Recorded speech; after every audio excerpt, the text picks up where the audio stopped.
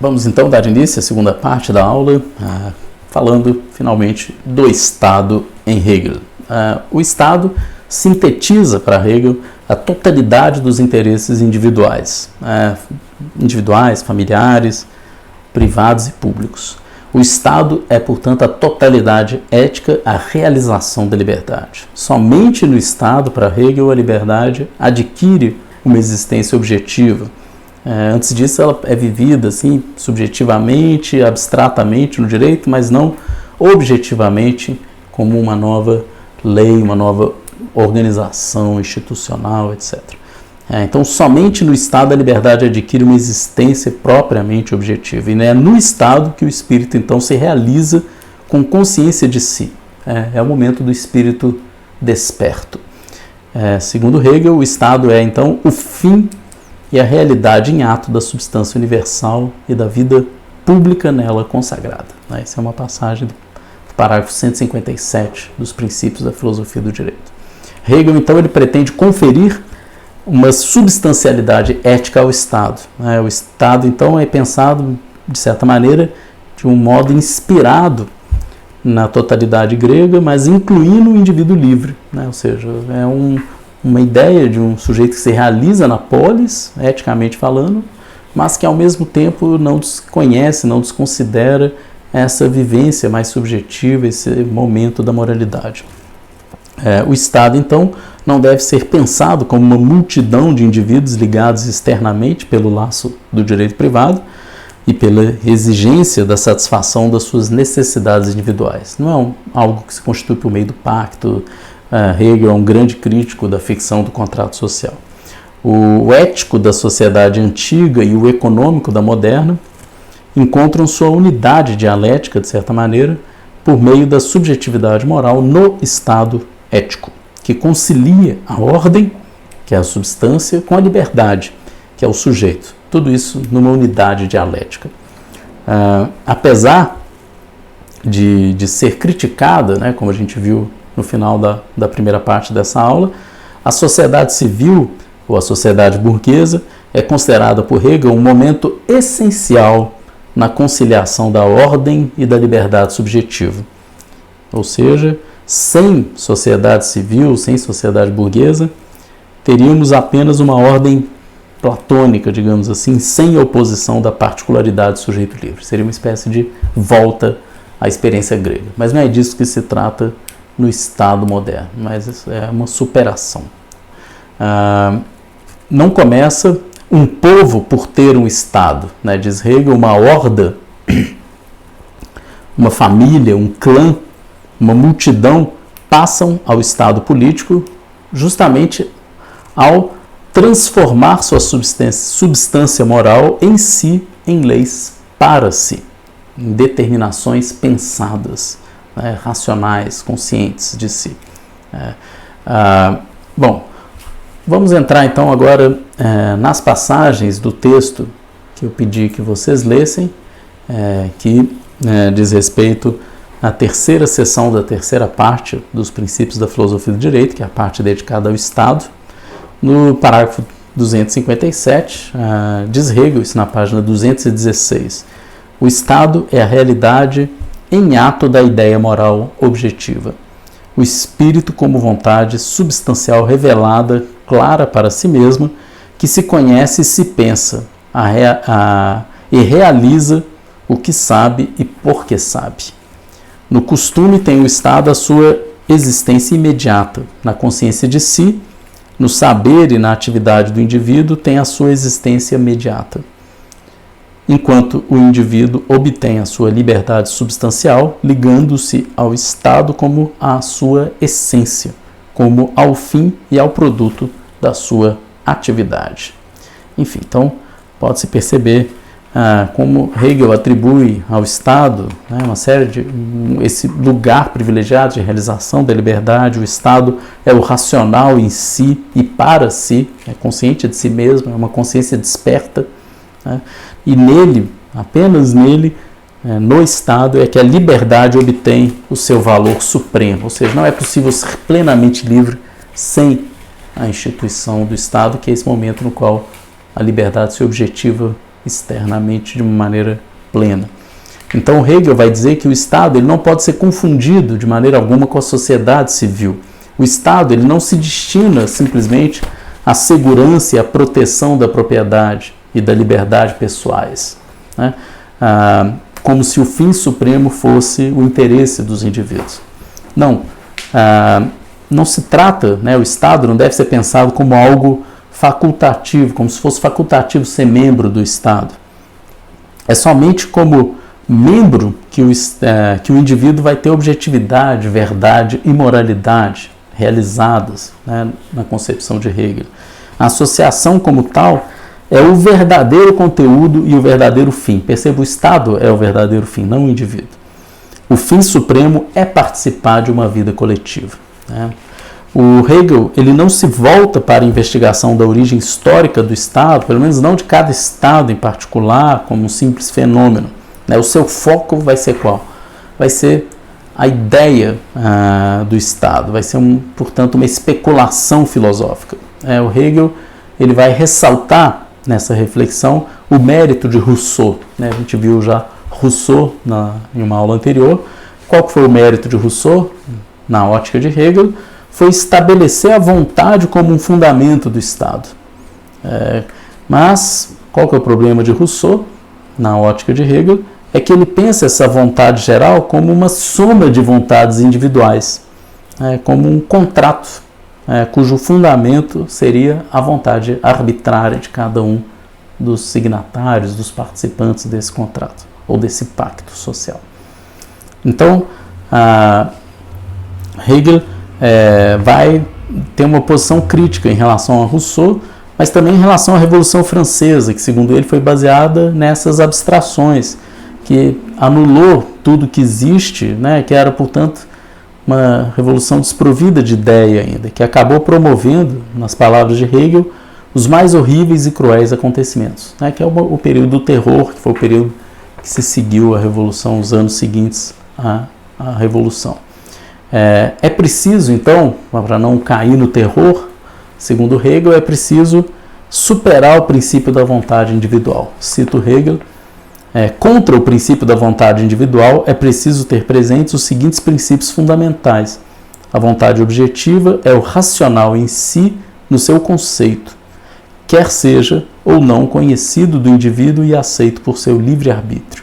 E o termo oposto, o saber e o querer, a subjetividade da liberdade, que só se afirma no princípio que examinamos, apenas contém o momento unilateral da ideia da vontade racional, que só é verdadeiramente ela mesma quando em si também é o que é para si. Enfim, então, Hegel não se contenta com essa concepção de um Estado como nascendo de um mero pacto por uma mera expressão de uma vontade individual. Não, é preciso superar a ideia dessa vontade individual como fundamento do Estado. Embora se mantenha a ideia de que há uma vontade, mas essa vontade ela tem que ser entendida como essa vontade universal, essa vontade coletiva. Bem, segundo então Hegel, a ideia de Estado, vamos ler a descrição que ele faz no parágrafo 259 do livro, que está na página 225 da edição brasileira, que eu indiquei a leitura. Diz lá Hegel: a ideia do Estado, A, possui uma existência imediata e é o Estado individual como organismo que se refere a si mesmo. É a constituição do direito político interno. B, transita a relação do Estado isolado com os outros Estados, é o direito externo. E C, é a ideia universal como gênero e potência absoluta sobre os Estados individuais, o espírito que a si mesmo dá a sua realidade no progresso da história universal. Bom, eu vou focalizar essa primeira parte, que é o Estado interno, e depois terminar a aula fazendo observações bem genéricas sobre esse progresso da história universal do Estado.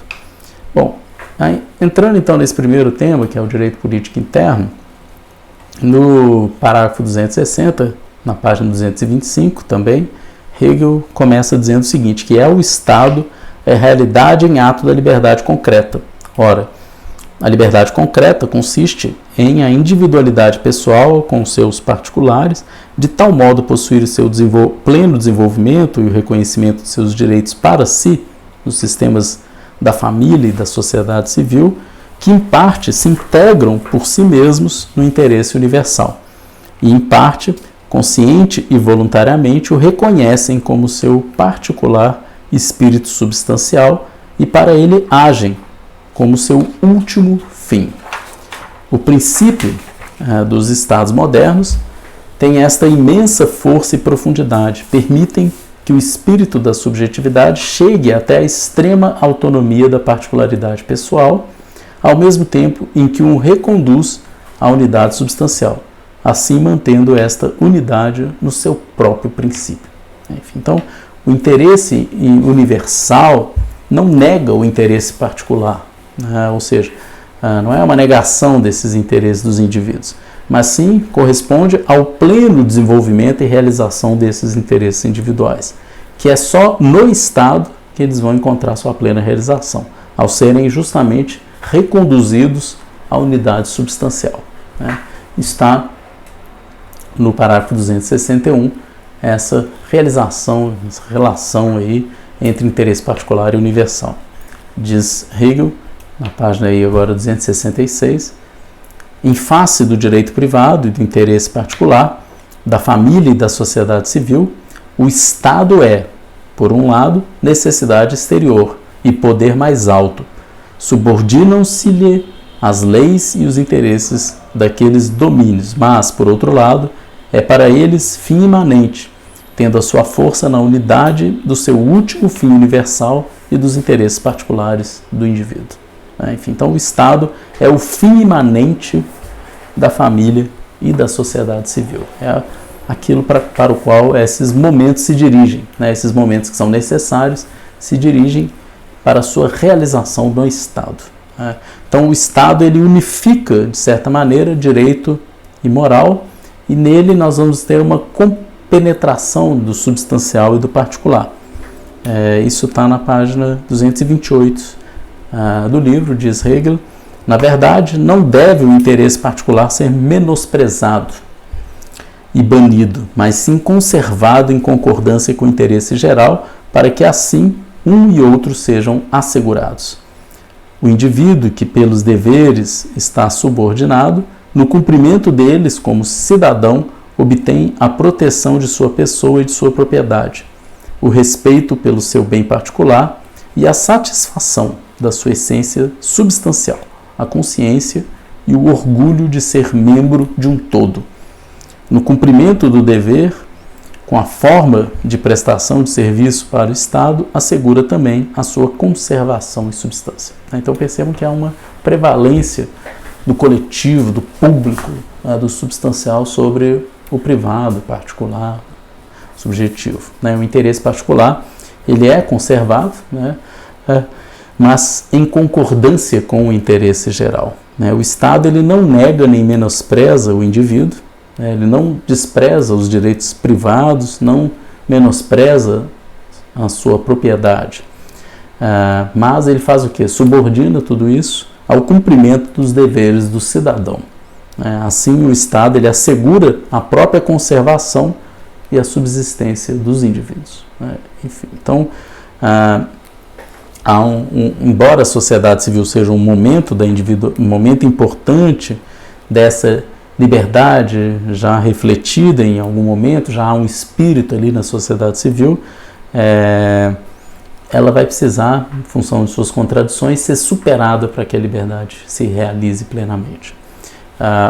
Um outro conceito que aparece nessa parte referente ao Estado em Hegel é a noção de uma Constituição. Hegel define nesses termos a Constituição, na página 229, diz ele, é uma razão desenvolvida e realizada no particular. A Constituição é a base segura do Estado, bem como da confiança e dos sentimentos cívicos dos indivíduos. E diz também Hegel que a Constituição corresponde aos pilares da liberdade pública.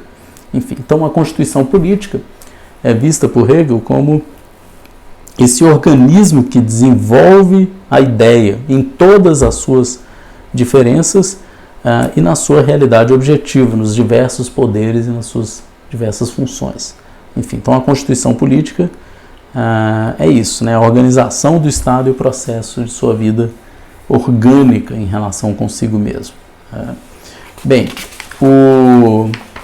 outra noção que vai aparecer nessa parte do livro é a noção de patriotismo.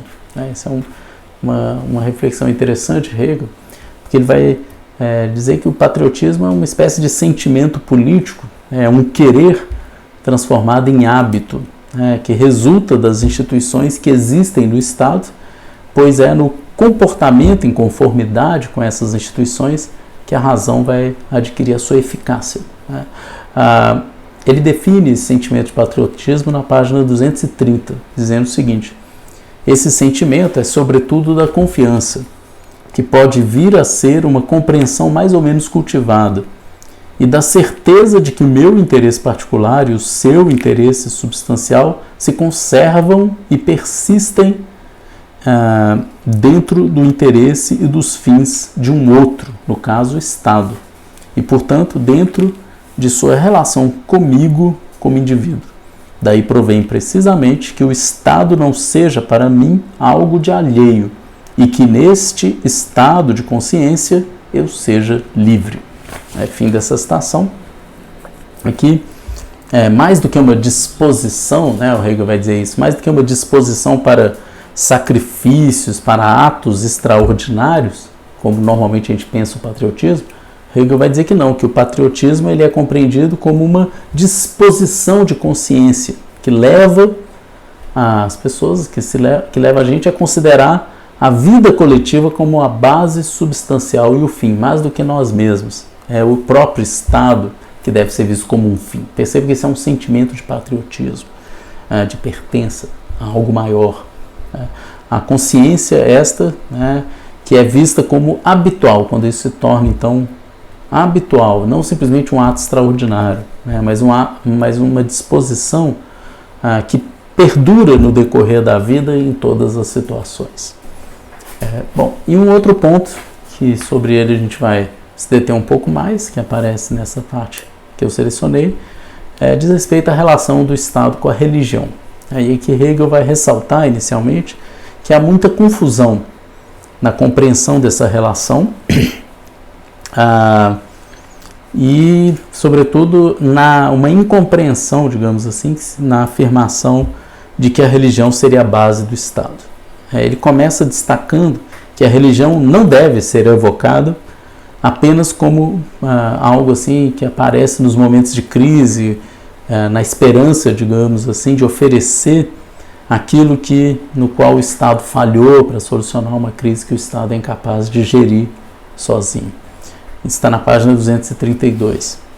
Diz Hegel: desde logo pode parecer suspeito que se procure e recomende a religião, sobretudo nas épocas de miséria pública, de perturbações e de opressão, que se veja nela uma consolação para a injustiça, uma esperança para compensar o que se perdeu.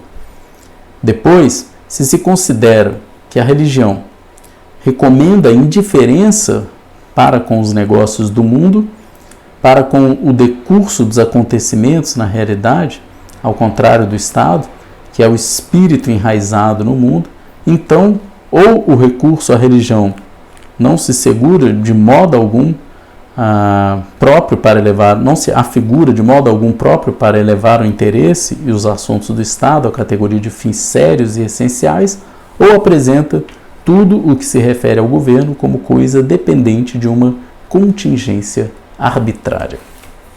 Bem, o Hegel vai lembrar ainda que a religião ela nem sempre é uma força libertadora. Ele pretende, muitas vezes a própria religião assume feições opressoras e degradantes aos olhos de Hegel. Ao fazer essa consideração, fica mais uma vez visível o eurocentrismo hegeliano. Está na página 232 para 233, essa passagem que eu vou ler, porque ele considera que esses exemplos de religiões opressoras e degradantes são sobretudo as experiências ou sentimentos religiosos orientais. Vamos ver isso, diz Hegel. Assim como se considerava irrisório abafar todo ressentimento contra a tirania, porque o oprimido encontraria consolo na religião, assim é preciso não esquecer que a religião pode assumir formas tais que conduzem à mais dura escravidão nas cadeias da superstição e à degradação do homem abaixo do animal, o que acontece entre os egípcios e os hindus, que veneram os animais como seres superiores. Este exemplo pode servir-nos, ao menos, para nos prevenir de que é preciso não falar da religião em geral e de que, muitas vezes, é necessário ganhar forças para lutar contra ela em alguns de seus aspectos e para defender os direitos da razão e da consciência de si. Então aqui o Hegel parece querer deixar claro, estou falando de religião ocidental, a experiência moderna, o cristianismo. Né? É a partir dessa experiência religiosa que a gente vai poder ter uma relação libertadora, uma relação adequada entre religião e Estado. Hegel, apesar disso, né, dessa crítica a esses descaminhos da religião, sobretudo no Oriente, ele atribui um papel fundamental para a religião. Qual o papel? Um deles, o papel que ela tem na conformação da consciência do imutável, né, na consciência da liberdade e também na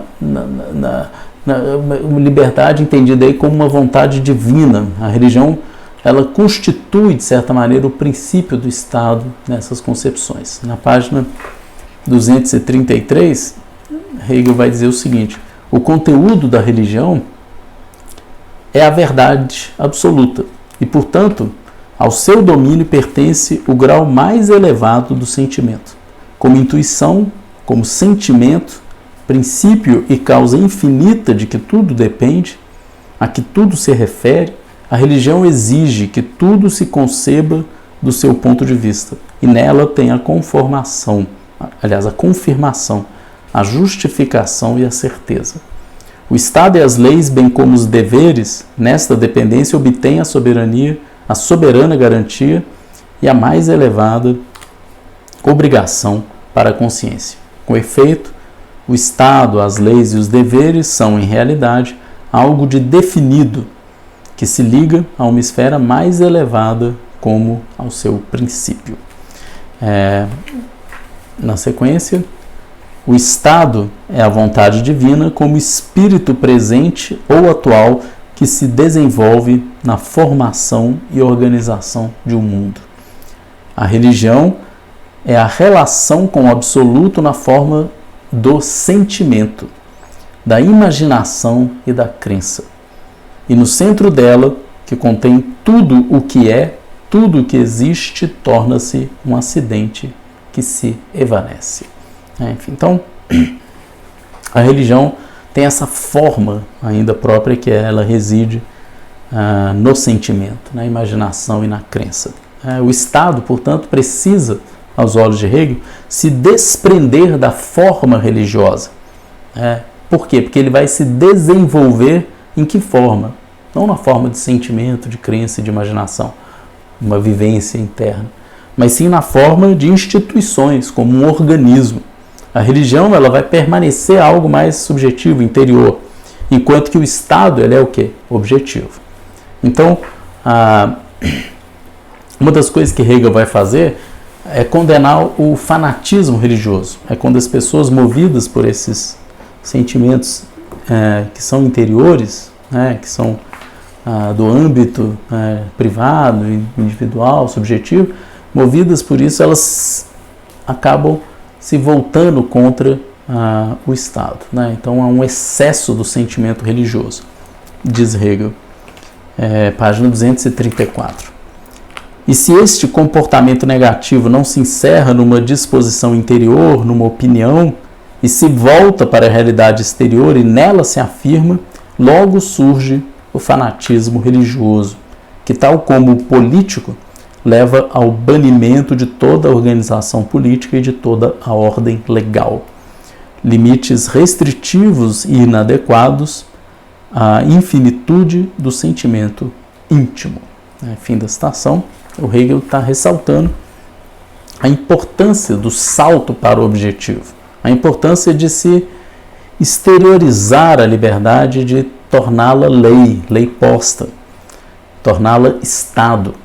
Aqueles que se prendem na religião erguem indevidamente, aos olhos de Hegel, a subjetividade à condição de verdade e com isso destroem os laços morais objetivos. Isso está numa passagem importante, na página 235, diz Hegel: a verdade, diante daquela que se encerra na subjetividade do sentimento e da representação, é o salto enorme que vai do interior para o exterior, da razão envolta na imaginação para a simples realidade. Neste salto está o esforço de toda a história do mundo, a obra em que a humanidade culta ganhou a eficácia e a consciência da existência segundo a razão, da organização política e das leis.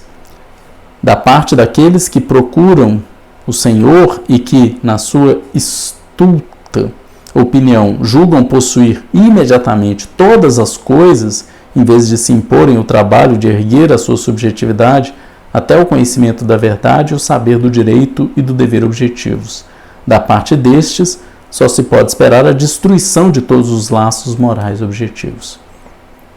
Tal abominação e tal estultícia são a consequência necessária de um sentimento religioso, que se prende exclusivamente à sua forma e assim se opõe à realidade e à verdade que tem a forma do universal e da lei. Bem, então aqui nós vemos que o Hegel ele identifica a fraqueza, uma espécie de fraqueza no seu tempo. Aqui, claramente, a fraqueza diz respeito a esse privilégio do subjetivo, do interior, do sentimento religioso. Uma fraqueza que é entendida por Hegel como um sujeito que, ao invés de trabalhar no sentido de submeter a sua vontade a uma livre obediência, ela prefere, por fraqueza, a facilidade de renunciar ao conhecimento da verdade objetiva.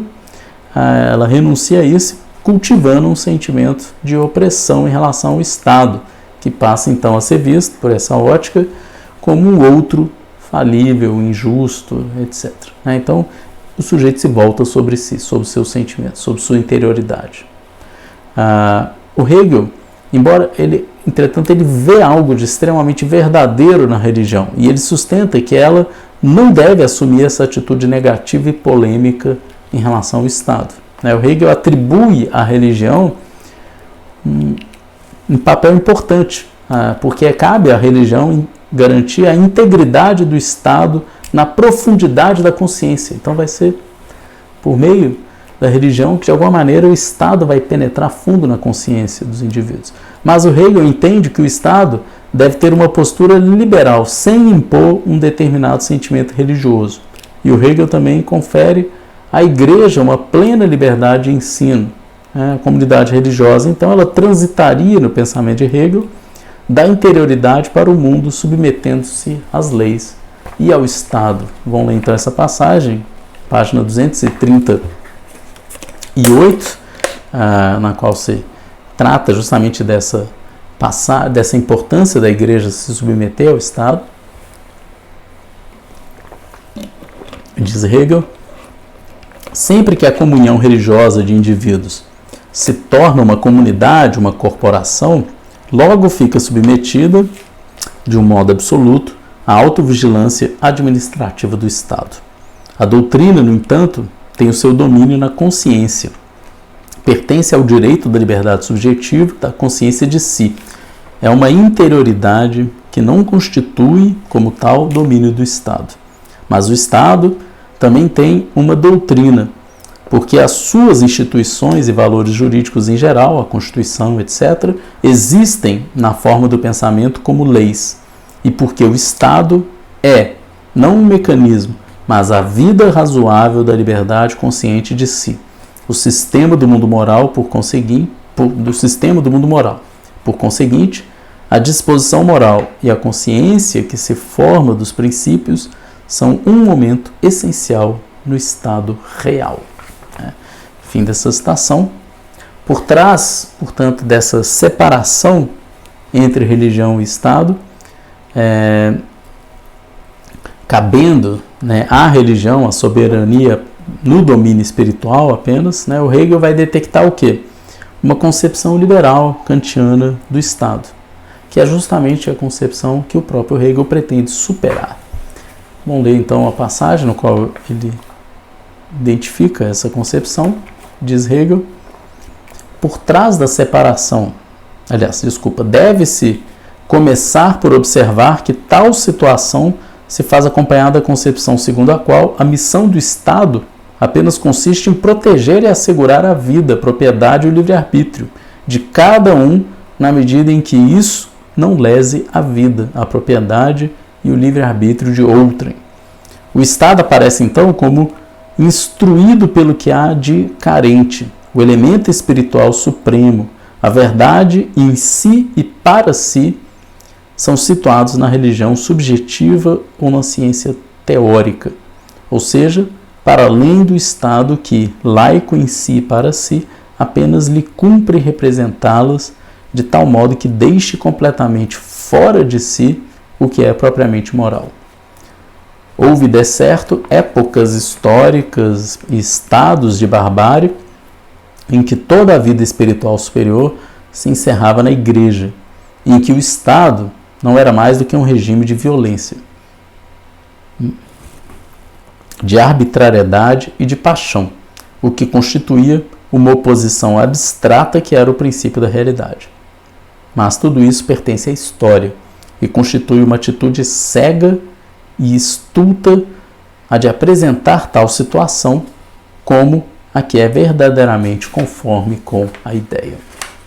Fim dessa citação. Então Hegel ele ressalta que a evolução da ideia leva ao Estado como razão realizada, sem que nesse processo se negue a religião. Então não se nega a religião, mas o que se faz? Supera-se objetivamente a religião.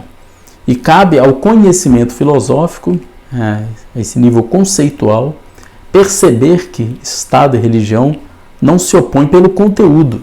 Então, não há uma oposição de conteúdo entre Estado e religião. Ambos são a verdade do Espírito. Mas o que muda é o quê? Há uma oposição quanto à forma. Qual que é a diferença? Que no caso da religião, a forma dessa verdade aparecer é na forma do sentimento e da crença. Enquanto que no Estado, a forma como essa verdade aparece, como a liberdade, então, é exercida, é a forma da lei e das instituições. Está na página 240, eu vou ler a passagem. A evolução da ideia tem mostrado, pelo contrário, que o espírito livre e racional, constitui em si a moralidade objetiva, que a verdadeira ideia é a razão realizada e que esta é o que existe como Estado. Dessa ideia resulta também que a verdade moral existe nela para a consciência pensante, como conteúdo elaborado na forma universal, que é a lei. E ainda que o Estado conhece absolutamente os seus fins, se lhes adequa e os realiza com uma definida consciência e de acordo com os princípios. Como já anteriormente observamos, o objeto em geral da religião é a verdade, mas apenas como um conteúdo dado, que em seus caracteres essenciais não é conhecido nem pelo pensamento, nem por conceitos. Por isso, a relação do indivíduo com este objeto é uma relação fundada na autoridade. E o testemunho pessoal do espírito e do sentimento, que é o que contém o elemento de liberdade, apresenta-se como sentimentalidade e crença. É o conhecimento filosófico que sabe que o Estado e a Igreja não se opõem quanto ao conteúdo da verdade e da razão, mas apenas quanto à forma. Fim da citação. Então o Estado também precisa superar a forma religiosa, mas passando pelo plano religioso, esse sentimento. Para exemplificar essa diferença, o Hegel cita a liberdade de pensamento e de ciência, que teria lugar no Estado, mas não necessariamente na Igreja. Na página 241, Hegel diz: porque os princípios da moralidade objetiva e da ordem do Estado passam pelo plano religioso e não só podem, como devem, estabelecer relações com ele, por esse lado recebe o Estado uma garantia religiosa, mas por outro é seu o direito e a forma da razão consciente de si, objetiva, o direito de a fazer valer e de a impor diante de teses que provenham da forma da subjetividade, quaisquer que sejam a segurança e a autoridade que elas apresentem. Pelo princípio de sua forma, na medida em que algo de geral é essencialmente pensado, se explica também que o Estado tenha vindo à liberdade do pensamento e da ciência, enquanto uma igreja, pelo contrário, queimou Giordano Bruno e obrigou Galileu a penitenciar-se de joelhos por ter exposto o sistema solar copernicano, etc.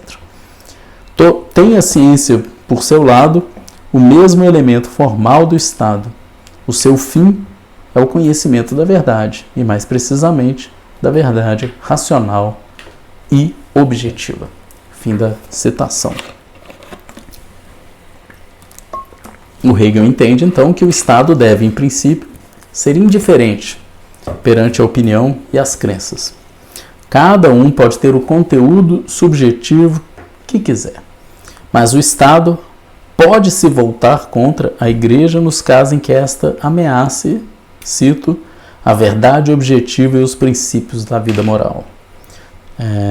Isso quando ela, então, a Igreja, se volta contra as leis e as autoridades.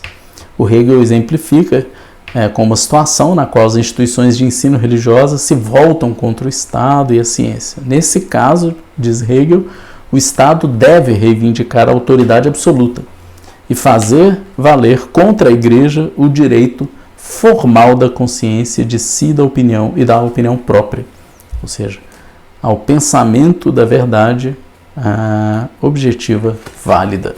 Enfim. E o Hegel, então, termina enfatizando que nem toda unidade entre Estado e Igreja deve ser vista como uma realização do ideal supremo. Vemos aqui, mais uma vez, um certo eurocentrismo em Hegel, porque o que ele vai dizer é que é só no seio do cristianismo e da experiência ocidental moderna é que esse ideal parece atingível do Estado.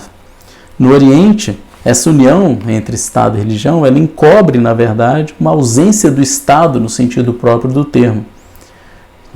Estado entendido como encarnação consciente do direito e a realidade moral do espírito. Isso estaria, para Hegel, ausente das experiências não europeias. Em suma, somente o Ocidente teria superado o domínio da autoridade e da crença tradicionais, o direito abstrato.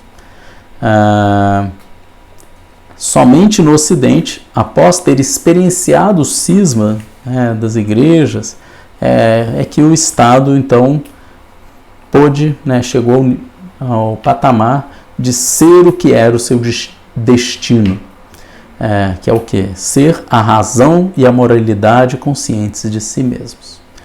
Na página 243, para finalizar, diz Hegel, no despotismo oriental, existe essa unidade tão desejada da Igreja e do Estado, mas, ao mesmo tempo, não existe o Estado. Não há encarnação consciente do direito, não há moralidade livre, nem evolução orgânica única digna do espírito. Para que o Estado, como realidade moral do espírito, consciente de si, chegue à existência, é necessário que se diferencie da forma da autoridade e da crença.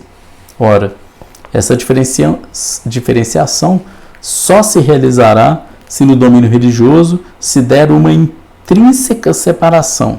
Só então o Estado atinge a universalidade do pensamento, que é o seu princípio formal, e o realiza acima das igrejas particulares. Para o reconhecer, não basta saber o que é a universalidade em si, mas também o que é a sua existência.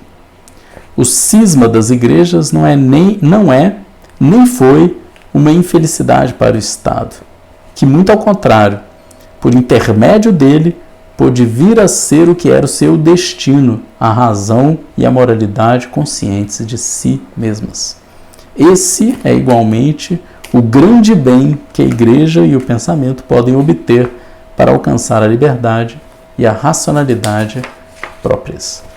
Enfim, então, concluindo com algumas observações finais, a filosofia então do direito de Hegel, ela realiza uma espécie de reconciliação com a atualidade nesse livro, partindo do Estado moderno, da experiência então de seu tempo, que é a experiência do Estado prussiano, como justamente entendida essa experiência como a efetivação da ideia de liberdade. Hegel, no parágrafo 257, diz isso, que o Estado é a realidade em ato da ideia moral objetiva, o espírito como vontade substancial revelada, clara para si mesmo, que se conhece e se pensa e realiza o que sabe e por que sabe. No costume tem o Estado a sua existência imediata e na consciência de si, no saber e na atividade do indivíduo tem a sua existência imediata, enquanto o indivíduo obtém a sua liberdade substancial ligando-se ao Estado como a sua essência, como o fim e o produto da sua atividade. Isso resume, então, essa concepção hegeliana do Estado. E, por fim, na parte final do livro, o Hegel vai desenvolver mais os tipos de Estado na história, pensando em diferentes momentos. O Estado oriental seria aquele no qual a individualidade se perde no substancial, faz lembrar muito a leitura que Hegel faz, da arte oriental também. Então, que é uma arte com muita matéria e pouco espírito para Hegel. Aqui também a individualidade se perde na materialidade, no substancial. O Estado e a legislação no Oriente são ao mesmo tempo prescrições religiosas e morais indistintas. Uma teocracia do todo natural patriarcal ainda. O costume ético é simples, na visão de Hegel, repleto de cerimônias e superstições. E a segmentação do Estado obedece a uma rigidez de castas. Portanto, o Estado oriental seria um Estado rígido, petrificado, não é um Estado da liberdade. Já o Estado grego, para Hegel, é onde começa a individualidade, mas ela ainda está no começo e, portanto, há uma certa harmonia com os costumes em uma unidade ideal. Então, a ética da polis é marcada por essa coincidência imediata das disposições individuais e do ethos comunitário. Essa é a bela totalidade grega. Enfim, na sequência, a experiência do Estado romano para Hegel é uma experiência de ruptura na vida ética. É uma experiência meio à la Antígona, uma afirmação de uma liberdade individual. O ser consciente fica em contradição com a objetividade. Há uma concepção heróica da liberdade, a bela alma, o individualismo moderno, primeiro religioso e depois moral. Então há uma tendência a se pensar que a liberdade se realiza nesse foro, na interioridade, na moral, na forma da moralidade. Então o sujeito afirma a sua essência nessa liberdade absolutamente subjetiva. E, por fim, o último momento para a realização da liberdade, porque esse momento também vai levar ao terror da Revolução Francesa e tal, a superação disso se encontraria para Hegel no Estado prussiano ou germânico. É quando a interioridade se reconcilia com a objetividade. Foi isso que coube na visão de Hegel ao princípio nórdico dos povos germânicos. Então, uma visão claramente centrada na experiência germânica como esse momento de plena realização da liberdade, de um Estado que realiza o seu destino. É difícil, claro, não ver no sistema de Hegel uma apologia do poder estatal e uma justificação velada do governo de Frederico Guilherme III, que eu coloquei uma de suas imagens aí a cavalo, com toda a pompa das representações comuns dos soberanos e dos déspotas aí dessa época da modernidade europeia. Enfim, é difícil não ver isso no pensamento de Hegel em certa medida sobre o Estado, né? Bem, então com isso eu finalizo essa aula sobre o Estado em Hegel.